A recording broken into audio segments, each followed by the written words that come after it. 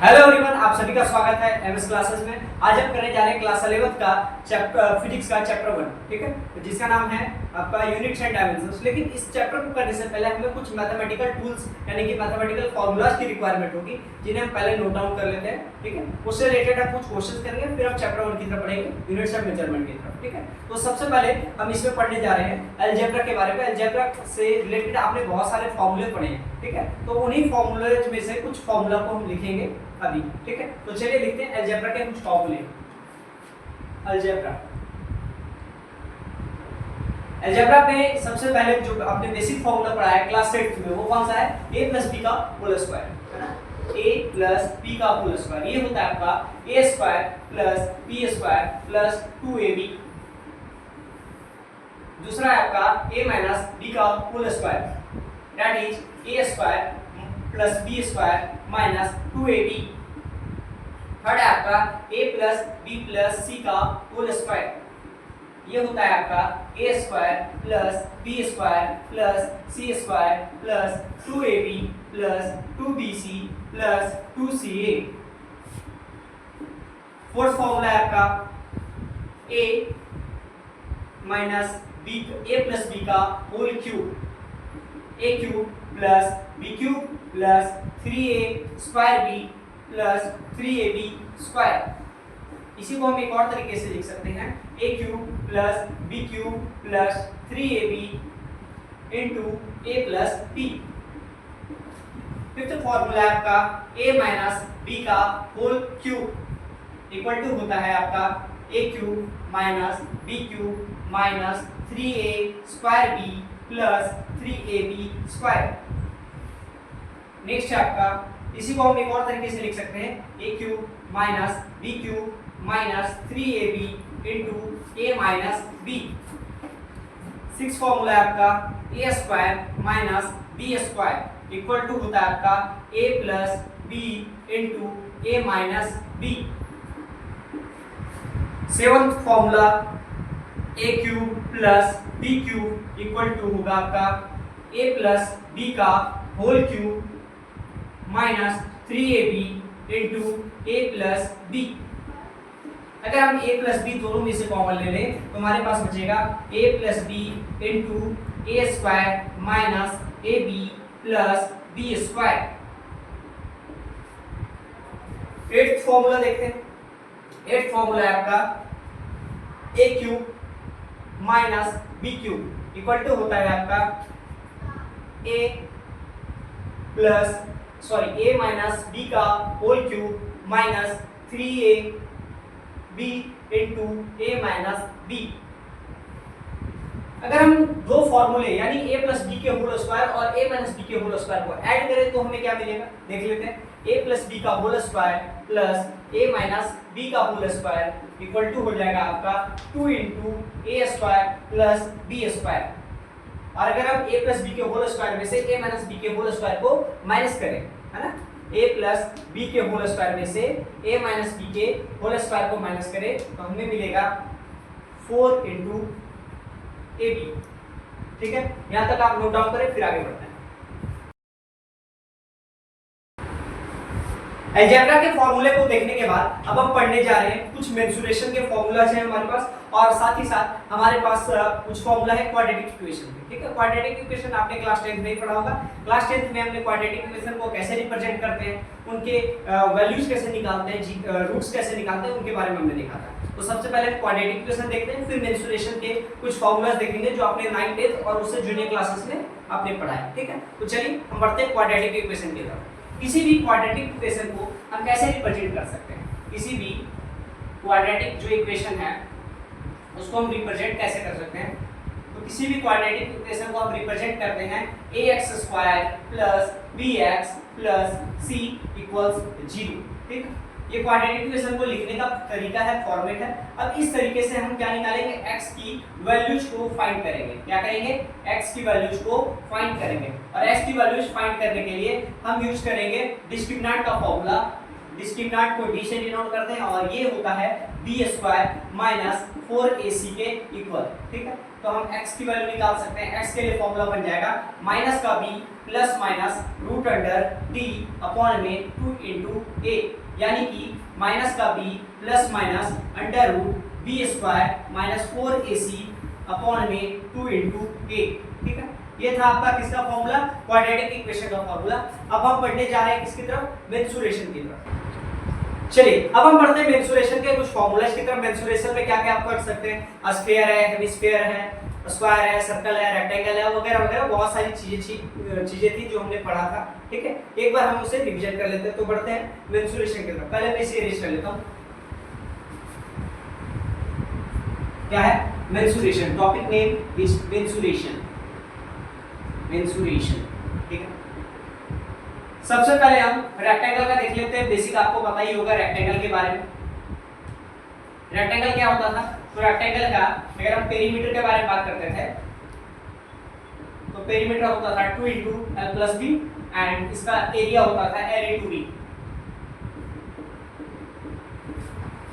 Square के अगर हम बारे में बात करें तो स्क्वायर का पेरीमीटर होता था 4 इंटू साइड यानी 4 इंटू ए, और एरिया होगा आपका साइड इंटू साइड यानी कि साइड का स्क्वायर यानी कि ए का स्क्वायर। थर्ड आता है आपका रेक्टेंगल हो गया, स्क्वायर हो गया, आपका आएगा रोम्बस।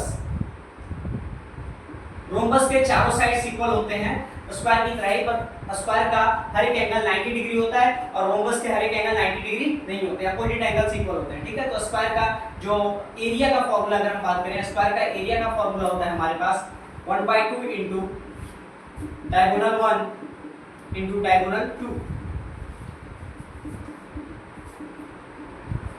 डायगोनल 2। अगर हम बात करें पैरेललोग्राम के बारे में, पैरेललोग्राम के बारे में बात करें हम, तो पैरेललोग्राम का जो आपका एरिया होता है वो होता है बेस इंटू हाइट के बराबर, base into height, b into h। अगर हम बात करें ट्राइंगल के बारे में, ट्राइंगल के बारे में, ट्राइंगल में भी बहुत तरह के ट्राइंगल्स होते हैं, इक्विलैटरल है, स्केलेन है, और साथ ही साथ आपके पास कौन सा है, तो आइसोसेलेस ट्राइंगल है। ठीक है, लेकिन हम तीनों के लिए एक ही फॉर्मूला यूज कर सकते हैं, half into base into height. ठीक है, तो ट्राइंगल के लिए एरिया का जो फॉर्मूला होगा ये क्या हो जाएगा, half into base into height. या अगर आपको तीनों साइड्स पता है तो आप क्लास 9th का हीरोज फॉर्मूला का यूज कर सकते हो, और हीरोज फॉर्मूला होता है आपका, according to Heron's formula area is given by under root s into s minus a into s minus b into s minus c। a b और c, a b और c जो है आपके ये side से ट्राइंगल के sides of A triangle हैं, sides of A triangle हैं, और s जो है आपका वो सेमी पेरीमीटर है। s जो है आपका वो क्या है, सेमी पेरीमीटर है, सेमी पेरीमीटर।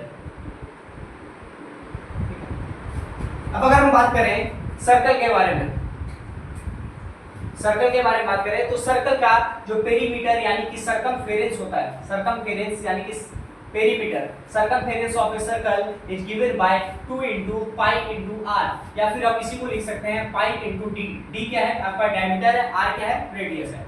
और अगर हम बात करें एरिया ऑफ सर्कल, तो एरिया ऑफ सर्कल क्या होता है, पाई इंटू रेडियस का square, that means pi R square. ठीक है, नोट डाउन कीजिए यहाँ तक। फिर हम देखते हैं 3D पिक्चर्स के बारे में। यहाँ तक आपने नोट कर लिया होगा, तो अब हम पढ़ने जा रहे हैं 3D डायग्राम्स, यानी कि स्फीयर है, हेमिस्फीयर है, और आपका कोन है, सिलेंडर है, इन सब के बेसिक फॉर्मूला जो आपने क्लास 10th में और क्लास 9th में पढ़ा है। ठीक है, तो उन्हें हम लिख लेते हैं, एक बार इरेज करता हूं मैं इसे।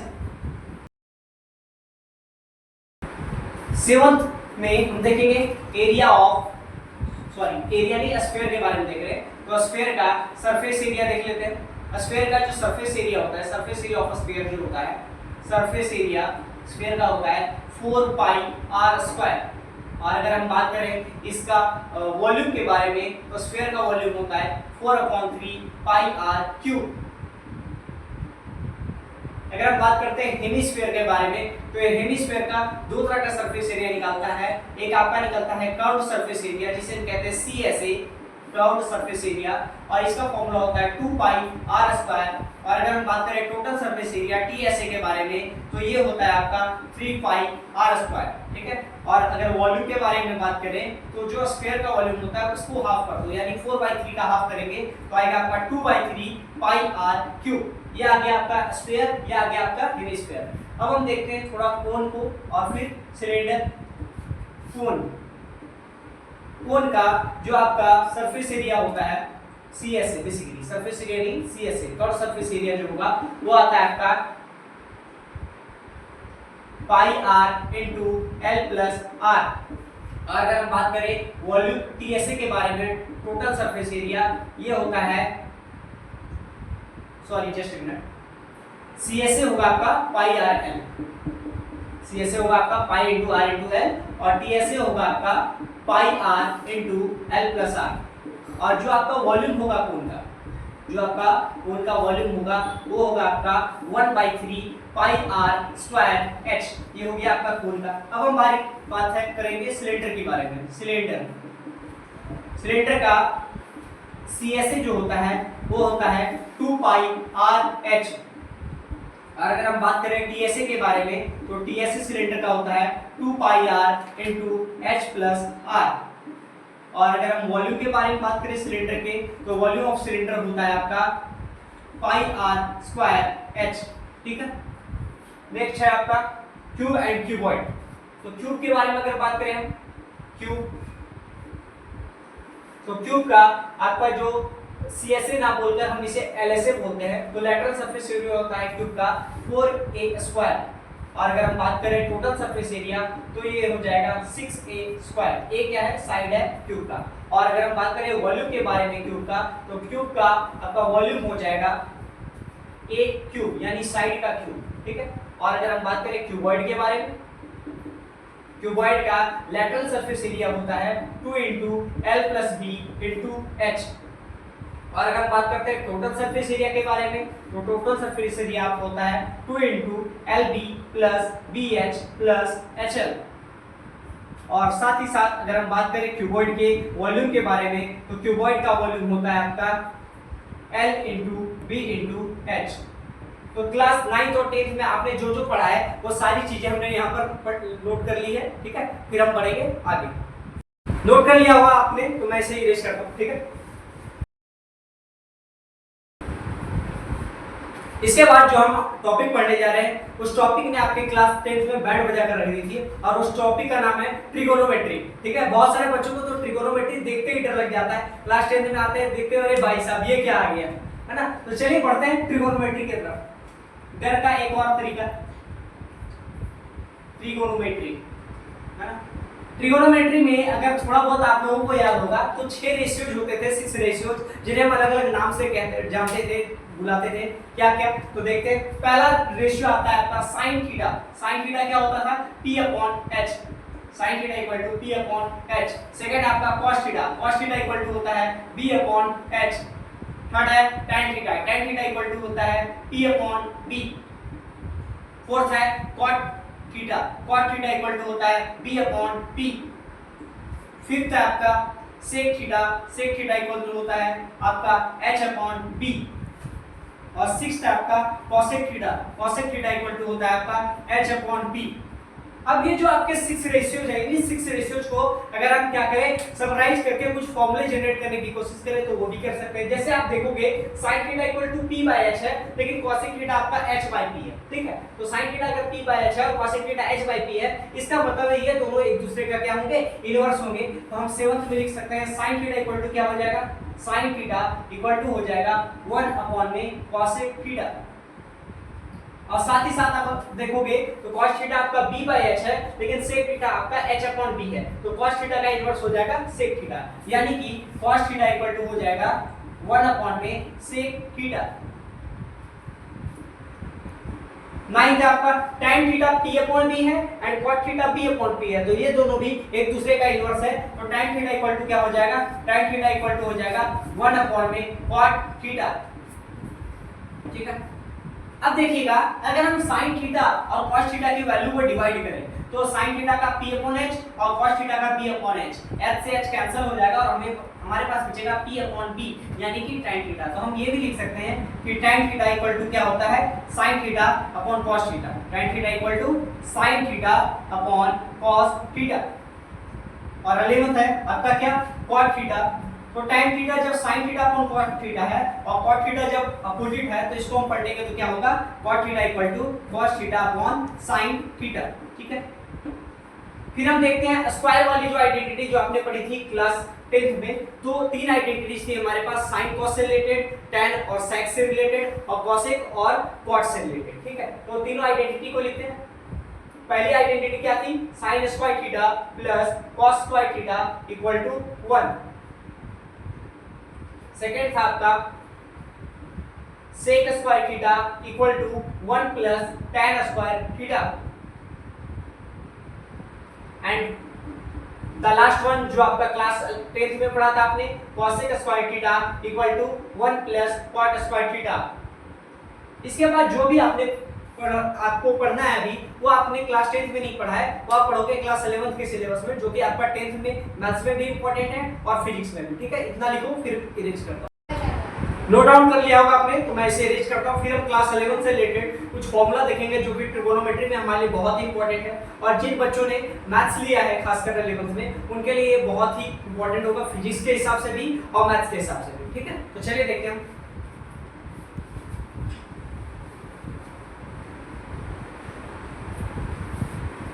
अगर आपका एंगल नेगेटिव है, अगर आपका एंगल नेगेटिव है तो उसका नेगेटिव निकालोगे तो क्या निकलेगा, चलिए चेक करते हैं। तो आएगा आपका जैसे sine of minus theta, sine of minus theta equal to होता है आपका minus sine theta. Cos of minus theta equal to होता है आपका cos theta. tan of minus theta equal to होता है आपका minus tan theta. cot of minus theta equal to होता है आपका minus cot theta. sec of minus theta equal to होता है आपका प्लस का sec थीटा। और सिक्स्थ आपका cosec of minus theta equal to होता है आपका माइनस का cosec थीटा। तो अगर आप ध्यान दोगे तो cos थीटा और sec थीटा को छोड़ के सारी की सारी वैल्यू क्या है, नेगेटिव है। बाकी सारी वैल्यू क्या आ रही है, cos थीटा, हाँ सारी की सारी वैल्यू नेगेटिव है, बाकी cos थीटा और sec थीटा की वैल्यू क्या आएगी, पॉजिटिव आएगी। अब हम एंगल्स के थ्रू कंपैरिजन करेंगे, 90 डिग्री के थ्रू, 180 के थ्रू, 270 के थ्रू, और कंपैरिजन करके हम निकालेंगे। ये आपका क्लास 10th में पहले सिलेबस था 8.3 एक्सरसाइज का, लेकिन वो डिलीट हो गया और जिसके कारण आपका 8.4 8.3 में बन गया था। ठीक है, तो कुछ फॉर्मूला है जो 90 से रिलेट करते हैं, तो क्या किसमें कन्वर्ट होता है वो देखते हैं। ठीक है, तो आपका आएगा sin 90 degree minus theta, sin 90 degree minus theta equal to होता है आपका cos थीटा।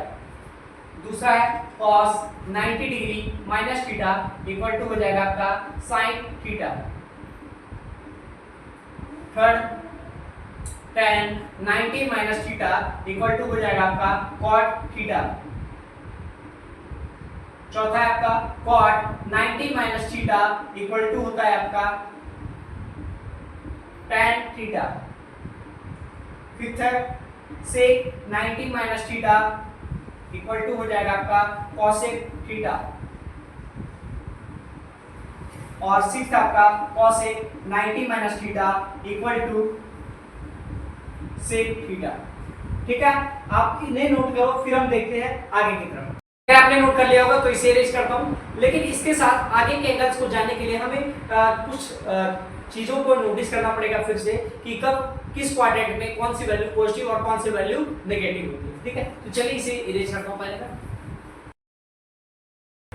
अगर हम 4 क्वाड्रेंट्स बनाए,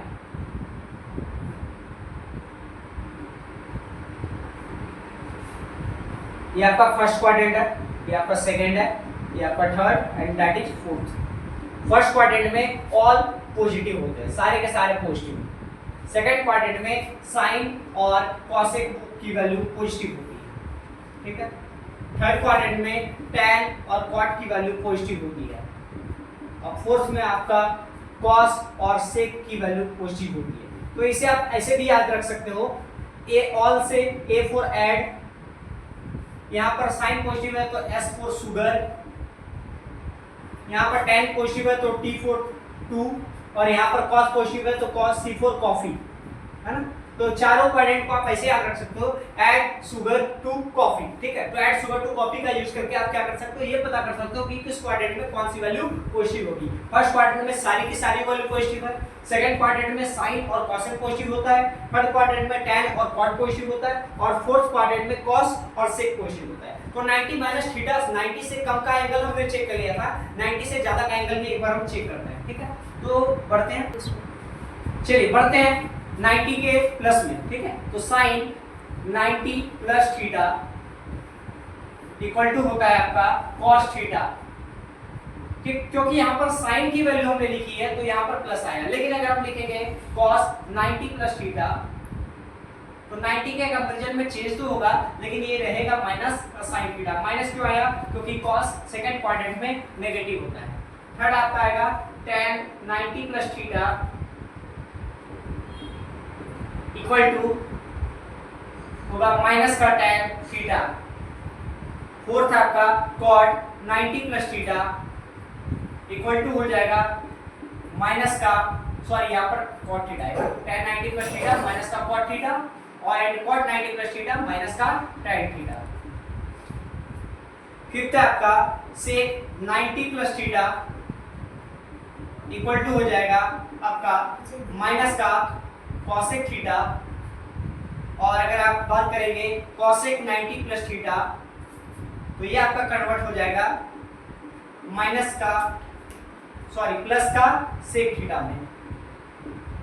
अब हम बढ़ते हैं आगे की तरफ। हमने देखा था 90 प्लस थीटा, ठीक है, 90 के माइनस के रिस्पेक्ट में देख लिया था, 90 के प्लस के रिस्पेक्ट में देख लिया था। अब हम बढ़ेंगे 180 की रिस्पेक्ट में, यानी कि पाई के रिस्पेक्ट में। 180 की रिस्पेक्ट में ट्रिगोनोमेट्री की वैल्यूज कैसे चेंज होती है उसे हम देखते हैं, ठीक है। तो एक बार हम देखेंगे 180 माइनस थीटा और एक बार देखेंगे 180 प्लस थीटा, ठीक है। तो बढ़ते हैं आगे। Sine 180 plus minus theta equal to कितना हो जाएगा, माइनस का प्लस का साइन थीटा, क्योंकि साइन सेकंड क्वाड्रेंट में पॉजिटिव होता है, ठीक है। Cos 180 minus theta equal to हो जाएगा माइनस का cos theta. tan 180 minus theta equal to हो जाएगा माइनस का tan theta. cot 180 minus theta equal to हो जाएगा माइनस का cot theta. sec 180 minus theta equal to हो जाएगा माइनस का sec theta. And finally cosec 180 minus theta, cosec 180 minus theta equal to हो जाएगा cosec थीटा, क्योंकि साइन और cosec सेकंड क्वाड्रेंट में क्या होते हैं, पॉजिटिव होते हैं। 180 माइनस थीटा हमने देख लिया, अब हम पढ़ेंगे 180 प्लस थीटा की तरफ बढ़ते आगे, ठीक है। तो साइन का 180 प्लस थीटा, आपने देखा होगा कल कि थर्ड क्वाड्रेंट में जो tan की वैल्यू और cot की वैल्यू क्या होती है, पॉजिटिव होती है। तो 180 प्लस थीटा हम जब करेंगे तो tan की वैल्यू और cot की वैल्यू पॉजिटिव आएगी, बाकी सारी वैल्यू क्या आएगी, नेगेटिव आएगी, ठीक है। तो बढ़ते आगे। Sine 180 plus theta equal to क्या हो जाएगा, माइनस का sine theta. Cos 180 minus theta plus theta equal to क्या हो जाएगा, माइनस का cos theta. tan 180 plus theta equal to होगा आपका प्लस का tan theta. cot 180 plus theta equal to हो जाएगा आपका प्लस का cot theta. sec 180 plus theta equal to हो जाएगा आपका माइनस का sec theta. And cosec 180 plus theta equal to हो जाएगा आपका माइनस का cosec थीटा। cosec के बाद ये 180 के कंपैरिजन के बाद हम बढ़ेंगे किसकी तरफ, 270 की तरफ, ठीक है। तो चलते हैं आगे 270 माइनस थीटा और 270 प्लस थीटा। साइन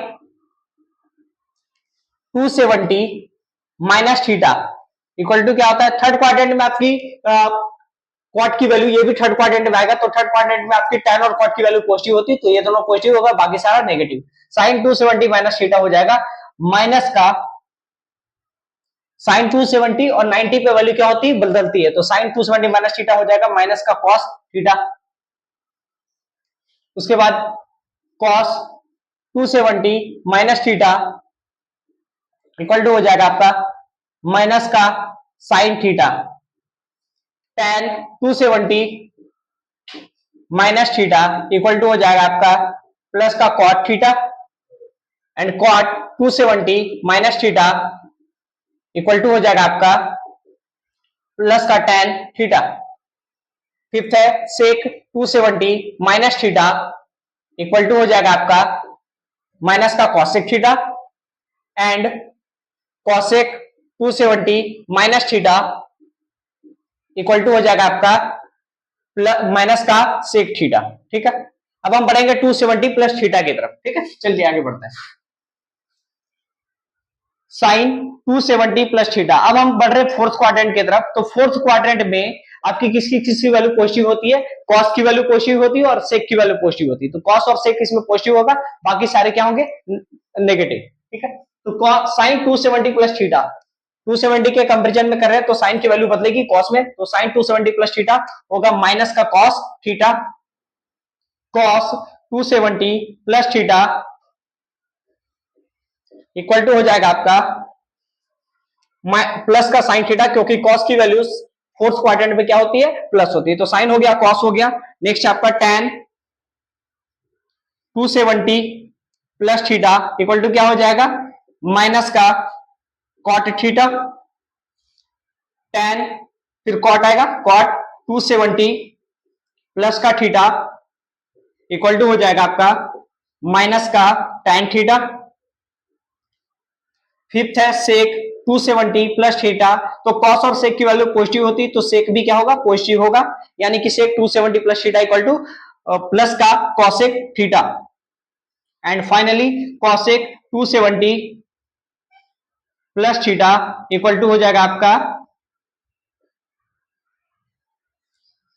माइनस का sec थीटा। ठीक है, इतना नोट करेंगे आप लोग। फिर हम बढ़ेंगे 360 के कंपेरिजन में 360 माइनस थीटा और 360 प्लस थीटा की तरफ। ठीक है, आपने अगर नोट कर लिया होगा इसे तो अगर हम बढ़ते हैं आगे की तरफ, अब हम देखेंगे 360 minus theta and 360 plus theta. ठीक है, इरेज करता हूं मैं इसे।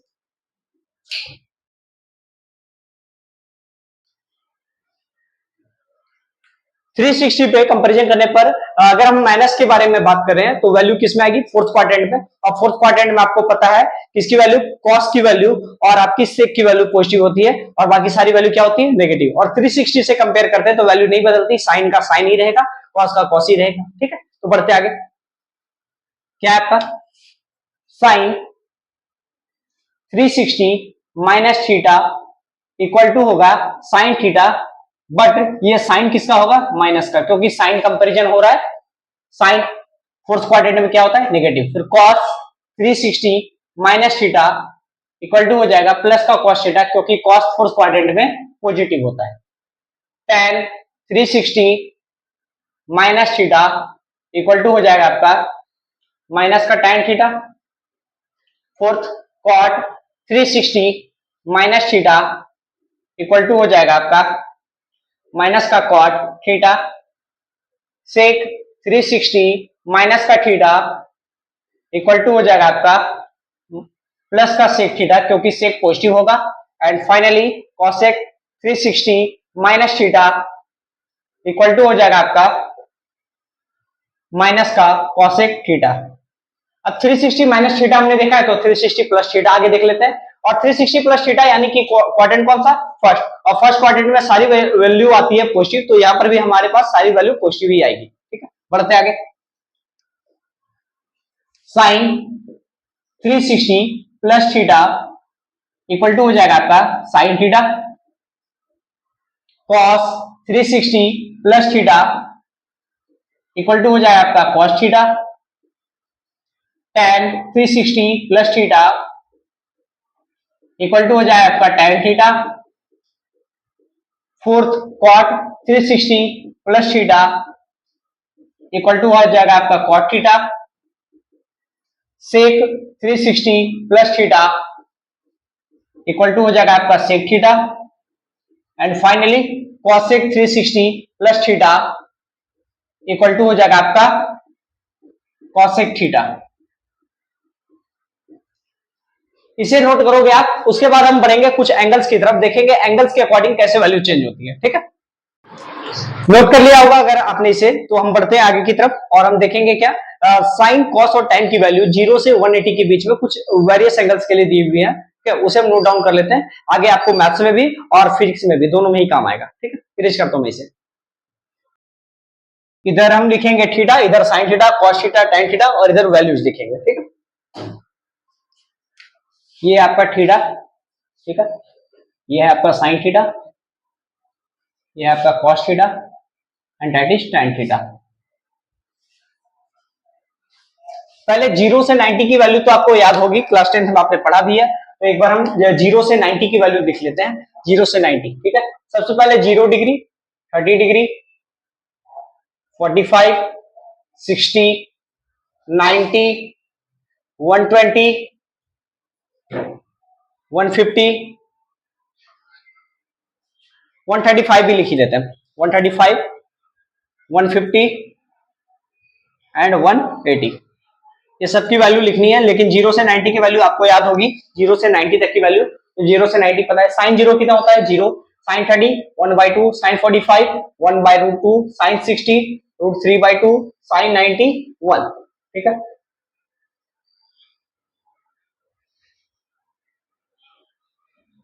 ठीक है, उसी तरह से cos की वैल्यू जो होगी, cos 0 की वैल्यू कितनी होती है? 1।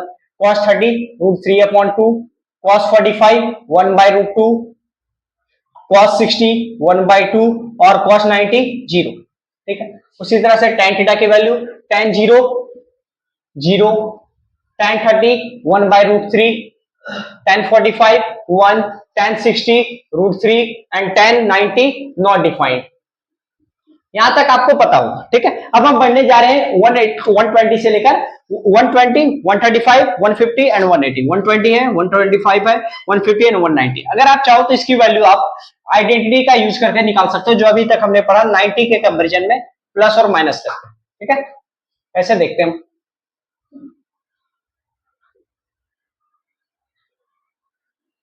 ठीक है। 120 का देख लेंगे, 135 का, 150 का और 180 का।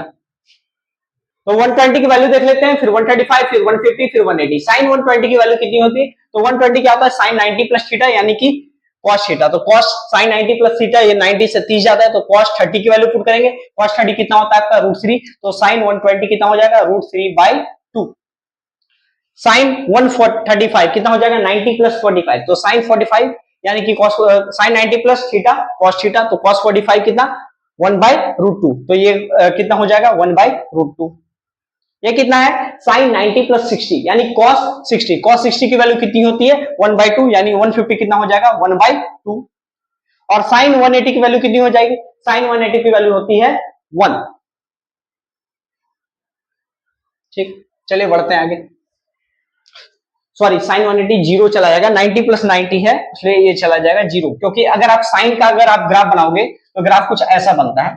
ये वैल्यू होती है माइनस का 1, ये वैल्यू होती है 0 और ये वैल्यू होती है प्लस का 1, ठीक है। साइन का ग्राफ 0 से स्टार्ट होता है, 0 के लिए यहाँ 0 डिग्री पे 0 होता है, यहाँ पे आपका जाएगा π/2, यहाँ पर होगा पाई, ये वैल्यू होती है π/2 जाके प्लस का 1, और ये वैल्यू होती है पाई यानी कि 180 डिग्री। तो साइन 180 कितना होता है? 0। उसके बाद कॉस का देख लेते हैं। cos 120 कैसे निकालेंगे? cos 120 निकालेंगे cos 90 प्लस थीटा, और cos सेकंड क्वाड्रेंट में नेगेटिव होता है, तो माइनस का साइन थीटा, मतलब माइनस का साइन 30। माइनस का साइन 30 कितना हो जाएगा? माइनस का 1/2। cos 135 कैसे निकालेंगे? cos 135 निकालेंगे cos 90 प्लस 45 यानी कि माइनस का साइन 45। साइन 45 कितना? 1/√2, तो माइनस 1/√2। और अगर हम बात करें cos 150 कितना होगा? cos 90 प्लस 60 यानी कि माइनस का साइन 60, माइनस का साइन 60 यानी कि माइनस का √3/2।